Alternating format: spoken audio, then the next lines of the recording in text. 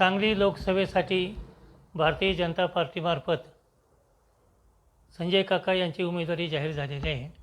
सदरची उमेदवारी जाहीर होत असताना लोकमताचा आधार किंवा सर्वेचा रिपोर्ट किंवा निरीक्षक जे आले ते सांगलीला त्यांच्या कुठल्याही अहवालाचा विचारात न घेता आणि आमच्या तालुका लेवलच्या नेत्याचा कुठलाही विचारात न घेता एकतर्फी भारतीय जनता पार्टीने संजय काकाची उमेदवारी लादलेली आहे.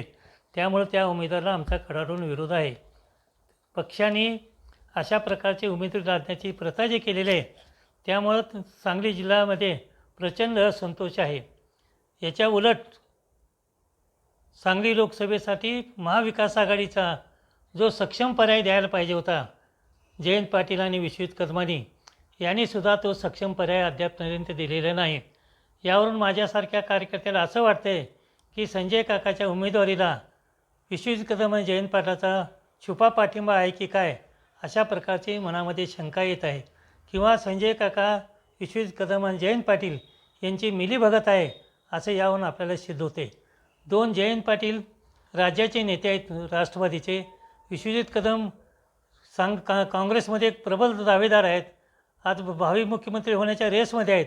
परंतु ह्या दोन्ही दिग्गज नेत्यांना स्वतःच्या पक्षाचा उमेदवार देवता येऊ नये हे खरं म्हणजे ह्या जिल्ह्याची शोकांतिका आहे.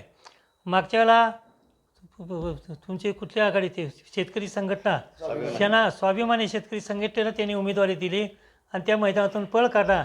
ह्याही वेळेस त्यांनी उद्धव बाळासाहेब ठाकरेच्या उमेदवाराला उमेदवारी देऊन पळ काढण्याचा केविलवाना प्रयत्न चालू आहे. त्यामुळे जिल्ह्याची फार मोठ्या प्रमाणात या ठिकाणी अधोगती आहे. ज्या जिल्ह्याला वसंतदादा आणि राजाराम बापूचा वारसा होता, संपन्न वारसा होता, त्या दोघांनी जिल्ह्यामध्ये त्यांच्या कार्यकर्त्याला तळातल्या फोडासारखं सांभाळलं. परंतु आज त्यांचे जे वारसदार आहेत हे कोणत्याही प्रकारे दोघांशिवाय जिल्ह्यामध्ये नेतृत्व तयार होऊ नये अशा प्रकारची रणनीती हाताळतात. हे जनतेला कदापि मान्य होणारं नाही. जनता त्याच्यापासून अलिप्त आहे. हो, निश्चितपणे जाणीवपूर्वक सुरुवात आहे. कारण मागच्या वेळेला तुम्हाला अनुभव असताना विशाल पाटलाला तुम्ही दुसऱ्या याच्यामध्ये उमेदवारी दिली. आता तुम्ही विशाल पाटलाचं नाव डिक्लेअर करतायत, दोघंही गप्प बसतायत. जयंत पाटील त्याच्यावर काय बोलत नाहीत, विश्वजित कदमही काय बोलत नाहीत. तुम्ही ठामपणे असं सांगायला पाहिजे की आमची उमेदवारी उभाटाला न देता आमच्या पक्षाला द्या असं दोघंही आजपर्यंत ठामपणे मांडू शकत आहेत.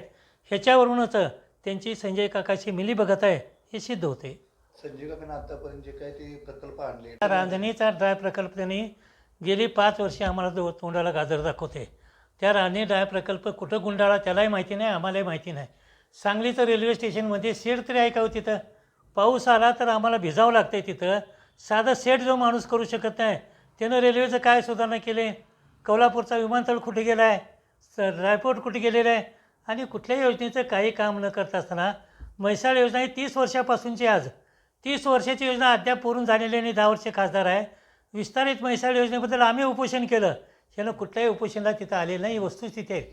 त्यामुळं झालेल्या कामाचं श्रेय घेण्याचं काम संजय काका करतात हे उघड आहे. आणि आम्हीच तयार केलेले कार्यकर्ते फोडण्याचं काम हे संजय काका आत्तापर्यंत करत आलेले आहेत. तुमचा नेमका विरोध कशा पद्धतीने असणार आहे? नेमका आता आमच्या विचाराचे आम्ही एक विचार मांडलेला आहे जिल्ह्यामध्ये की हा विचार आम्ही घेऊन जाणार आहे. ह्या विचाराचे जे मत लोक असतील त्यांची आम्ही बैठक घेणार. मग ते पक्षविरहित असेल, जे ह्याला पाठिंबा देतील त्या लोकांची बैठक घेऊन पुढील दिशा जी आहे ती आपण दिशा ठरवू.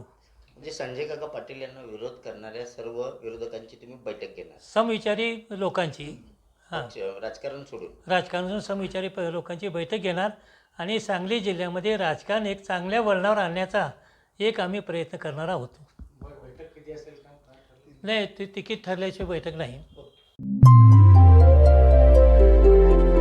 नवीन घडामोडींसाठी युवा पर्व न्यूजला सबस्क्राईब करा आणि बेल आयकॉन क्लिक करा.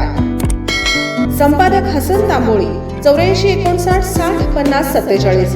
उपसंपादक प्रतिभा रणजित नलवडे. कार्यकारी संपादक त्रिवेणी माने.